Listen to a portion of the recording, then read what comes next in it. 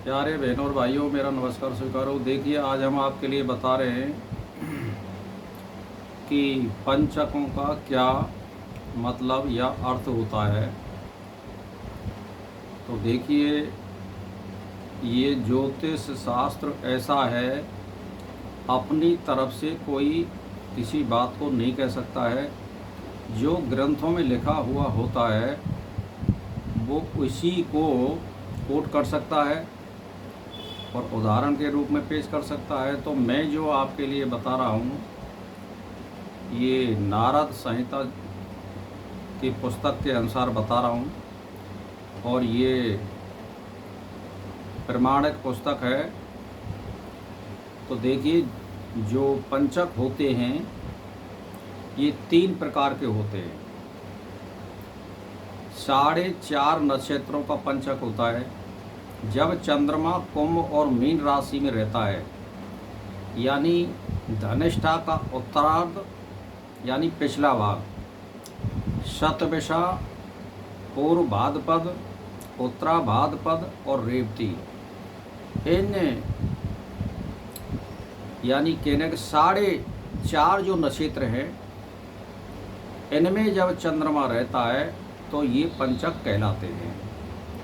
अब एक दूसरी मान्यता के अनुसार 5 नक्षत्रों का पंचक का मतलब है जो धनिष्ठा नक्षत्र है उसको पूरा मानते हैं, और लोक में ज़्यादातर प्रचार 5 नक्षत्रों का ही चलन है। तो इसके अनुसार धनिष्ठा से आरंभ होकर के रेवती नक्षत्र तक चंद्रमा जिन राशियों में रहता है, यानी कहने का मतलब ये है कि कुंभ और मीन राशि में, तो ये पंचक कहलाते हैं। अब जो है एक मत और है, गर्गाचार्य का विशेष मत है। गर्गाचार्य ने पंचक 2 प्रकार का बताया है, यानी चांद्र पंचक और सूर्य पंचक। यानी सूर्य पंचक में जैसे मान के चलिए, हम ये जो चंद्र पंचक होते हैं इसमें हमें क्या नहीं करना चाहिए, जैसे ईंधन इकट्ठा करना, मिट्टी का तेल, कोयला, गैस आदि का संग्रह नहीं करना चाहिए, यानी ये नहीं लेने चाहिए। आग जलाने वाली वस्तु कोई भी हो, चाहे वो पेट्रोल हो, चाहे वो डीजल हो, चाहे मिट्टी का तेल हो, चाहे गैस हो, चाहे ईंधन हो या लकड़ी हो, ये हमें संग्रह नहीं करनी चाहिए। खाट को नहीं बुनना चाहिए, नई खाट पर नहीं सोना चाहिए, और जैसे छप्पर, टीन शेड या छत पर छत करना, ये इन नक्षत्रों में वर्जित होते हैं। अब जो है, ये तो मैंने चंद्र के जो पंचक बताए हैं। एक मत और है दूसरा, जो सूर्य जो होता है ग्रह, जब इन नक्षत्रों में आता है तब भी यानी एक काष्ठ आदि का संग्रह नहीं करना चाहिए। जैसे मघा नक्षत्र, पूर्वा फाल्गुनी, उत्तरा फाल्गुनी, हस्त और चित्रा में जब सूर्य हो तो यानी तृण आदि, यानी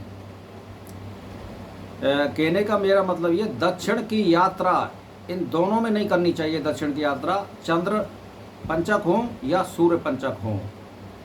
खाट का बुनना, ईंधन इकट्ठा करना, जिसमें ईंधन, मिट्टी का तेल, कोयला, गैस आदि सभी आ जाते हैं। खाट का बुनना, नई खाट पर शयन करना या टीन शेड घेरना, छप्पर बनाना, ये इनमें नहीं करना चाहिए। तो सूर्य के जो पंचक है वो भी विद्वान इसको मानते हैं।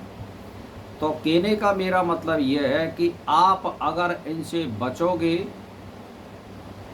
तो आपके लिए शुभ रहेगा, और इनसे नहीं बचोगे तो अशुभ की प्राप्ति होती है।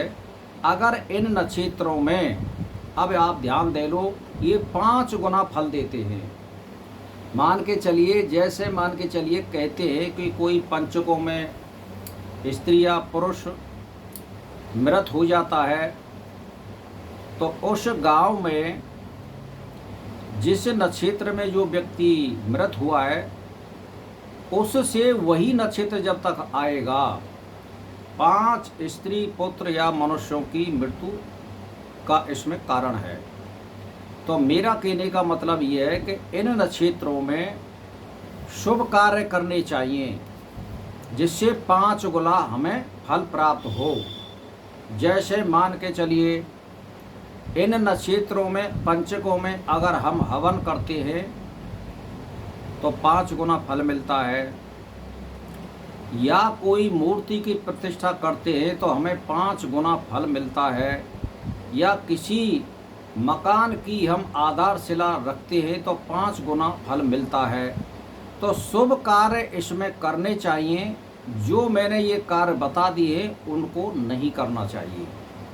तो जैसे राम मंदिर का जो पूजन वगैरह या मूर्ति प्रतिष्ठा वगैरह ये जो भी हुआ था उस समय जब इसकी नींव रखी थी तो रेवती नक्षत्र में ही राम की प्राण प्रतिष्ठा हुई थी। तो वो क्यों हुआ था, वो यूँ हुआ था और विद्वानों ने इसका विरोध भी किया था।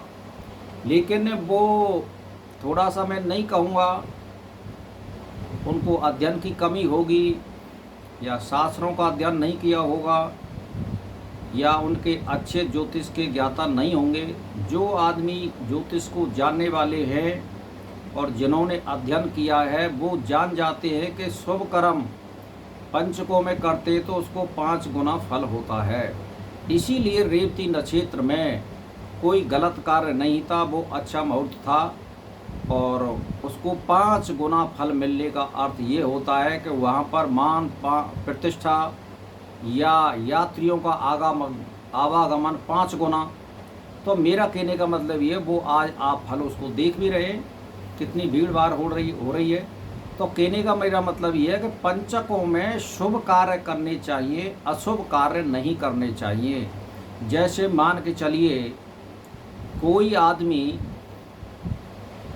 पंचकों में कोई लड़ाई झगड़ा कर रहा है तो 5 गुनी लड़ाई झगड़ा होगा।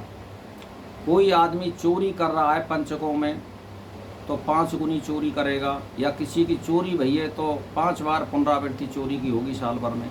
इस तरह से इसका व्याख्यान किया गया है और अपनी तरफ से हम कुछ नहीं कह रहे हैं, जो ग्रंथों में दिया हुआ है हम उसी के आधार पर बोल रहे हैं।